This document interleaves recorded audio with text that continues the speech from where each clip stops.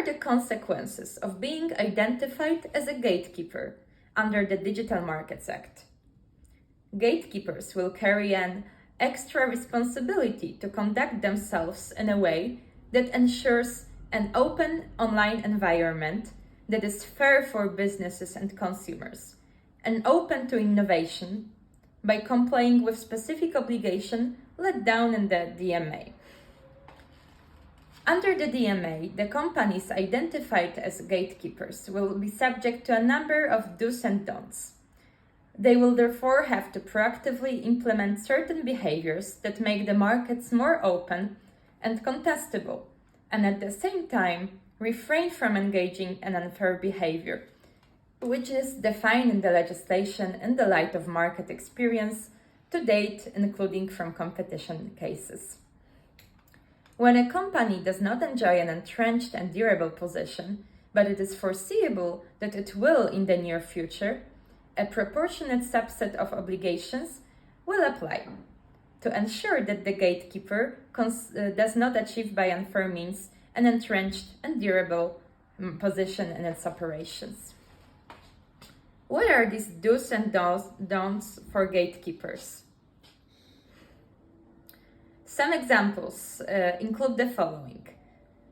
Allow end users to easily uninstall pre-installed apps or change default setting on operating systems, virtual assistants, or web browsers that steer them to the products and services of the gatekeeper and provide choice screens for key services.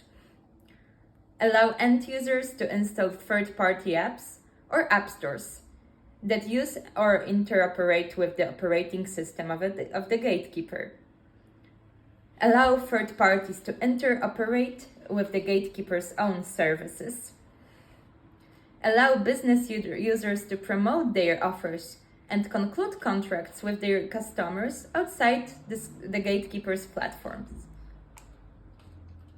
What are examples of don'ts? Ban on using the data of business users when gatekeepers compete with them on their own platform. Another example is ban on requiring app developers to use certain of the gatekeeper's services, such as payment systems or identity providers, in order to appear in app stores of the gatekeepers.